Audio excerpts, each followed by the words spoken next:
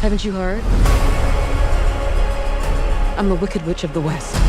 Welcome to MsMojo, and today we're counting down our picks for the moments in Wicked for Good that made us pause a clock tick and think back to how it all ties into the Wizard of Oz. Of course, this means we will be discussing plot points from the whole story, so this is your spoiler warning. I swear it never ends with that girl. Number 10. Could Dorothy hear Elphaba and Glinda singing For Good? You may have seen all those TikToks of people reimagining For Good from Dorothy's perspective. I ask forgiveness. Forgiveness. For the things I've done, you blame me for. Like locking me up. But then I guess we know there's blame to share. Not for me. They're funny, true, but also they do kind of have a point. Glinda literally came to beg Elphaba to let Dorothy go, but then gets sidetracked when she realizes this is goodbye. Elphaba, they're coming for you. Just look at me. Not with your eyes, with theirs. So if you think about it, Dorothy is trapped in some basement, probably listening to every word that's being sung. What could possibly be going through her mind? Or maybe she was too distressed to pay attention. Either way, we're guessing it didn't leave much of a handprint on her heart because she still went ahead and threw that bucket of water. You cursed brat! Look what you've done! Number 9. Hey Madame Morrible, are you a good witch or a bad witch? When you live in a bubble, your thinking is likely to be a little black and white. Like Glinda, who has at some point in her life learned that only bad witches are ugly. Are you a good witch or a bad witch? If we were Dorothy, we'd be insulted if she'd even have to ask. Anyway, if anything, this sounds like she's just parroting some vile propaganda that's been spun to take down her friend. Her green skin is but an outward manifestorium of her twisted nature. However, we then also have to wonder if this is why she took far too long to question Madame Morrible's motives. Did she think no one that beautiful could possibly be bad? Instead, she learns the hard way that true beauty or ugliness lives on the inside. Wave. And shut your mouth! Number 8. Why does Glinda send Dorothy to the Emerald City? The wizard is all smoke and mirrors, and Glinda knows that. So when she sent Dorothy and her little dog, Dodo, down the yellow brick road, what was she thinking? I'm a public figure now. People expect me to fly. Be encouraging. She knew he had no real power to help Dorothy. So was it just to get Dorothy out of the way? Was she concerned about a Munchkin uprising? And we will glorify your name. You'll be a bust in the Hall of Fame. Or maybe she was hoping, as a traveler himself, the wizard might actually surprise them all by being helpful for once? We guess it wouldn't have been very good for her image to simply say, "Sorry kid, can't help ya," and then float away in her bubble. She could have at least offered a shortcut. Goodbye, Dorothy. Bye, Dodo. It's just that one road the whole time.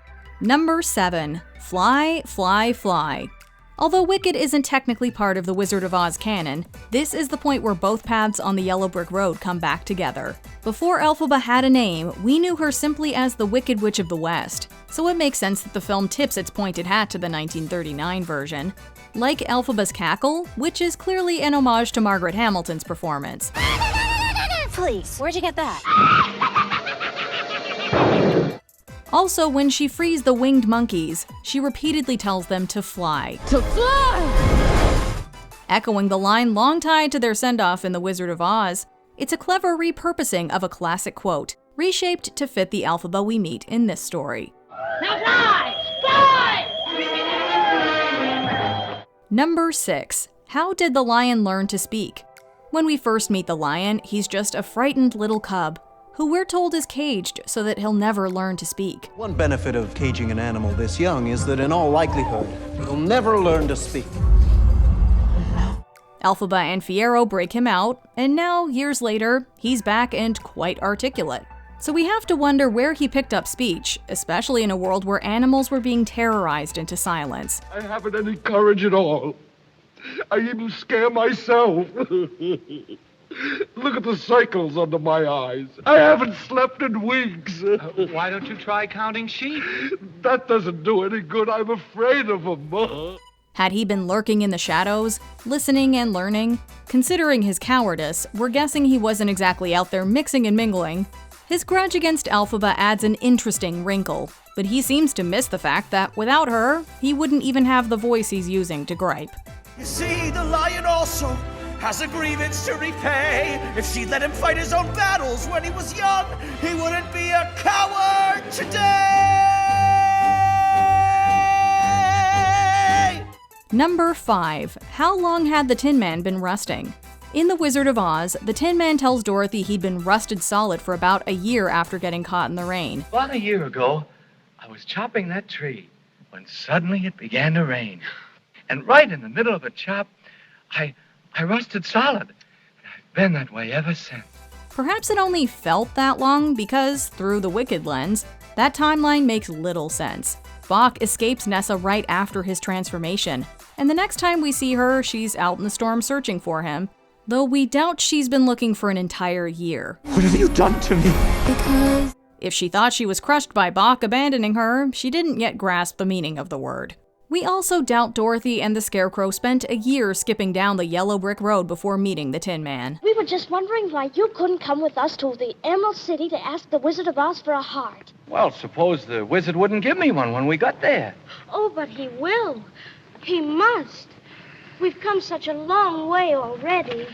Number 4. How did Glinda take Nessa's shoes without magic?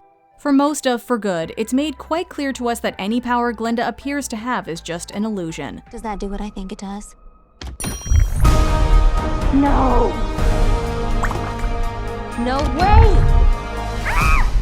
I'm obsessulated.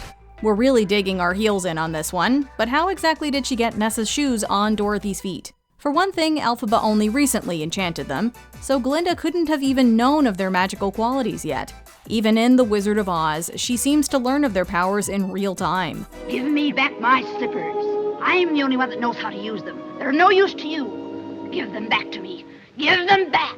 Keep tight inside of them. Their magic must be very powerful, or she wouldn't want them so badly. You might think maybe the shoes chose Dorothy, but again, they were enchanted by Elphaba. So why would they choose the girl who just bumped off their previous wearer, aka her sister? But just try to stay out of my way. Just try. I'll get you, my pretty, and your little dog, too. Number 3. Did the Wicked Witch truly melt? We promise you we're not trying to rewrite cinema history. Even so, considering the twist not-so ending to Elphaba's story, it does make you look at the original melting scene a little differently. Please, somebody go and melt her! I can't just stand there grinning, pretending to go along with all this. For starters, why would there be a fully loaded bucket of water in the witch's castle to begin with? Carelessness or malice? Who knows? Secondly, have you ever truly paid attention to the witch's swan song? I'm melting! Melting! Oh, what a world! What a world! Who thought a good little girl like you could destroy my beautiful wickedness? That's a little on the dramatic side, don't you think? Almost as if she's putting on a performance for the benefit of an audience, right? What a world would it be if this whole dramatic exit were also just for show? I'm going!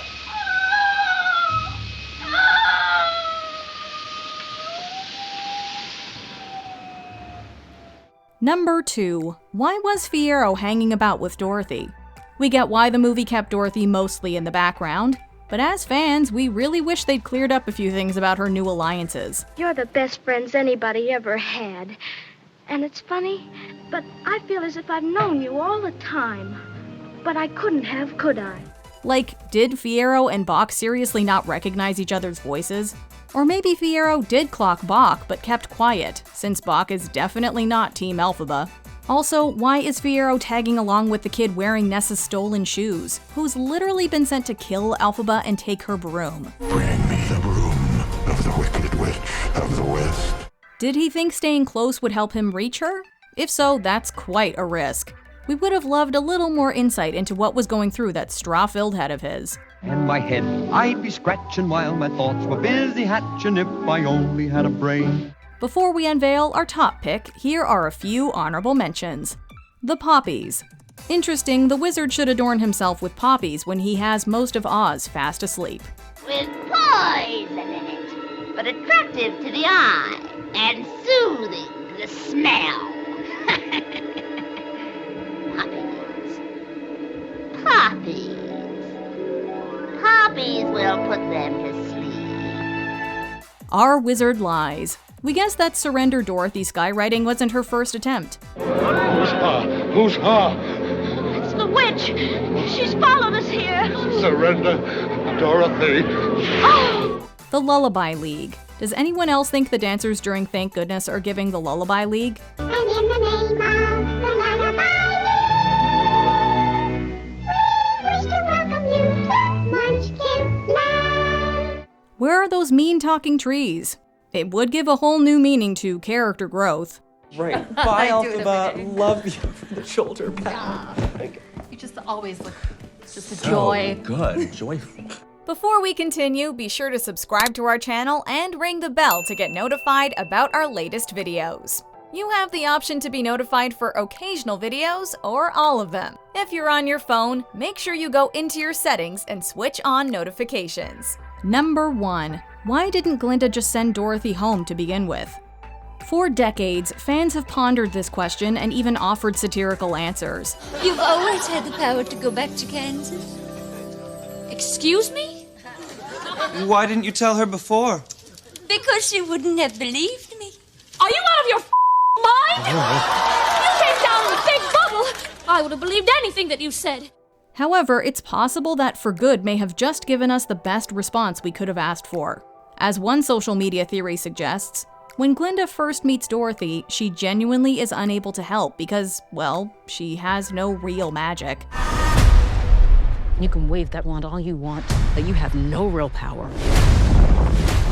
However, by the time they reunite at the end, she now has the Grimoire.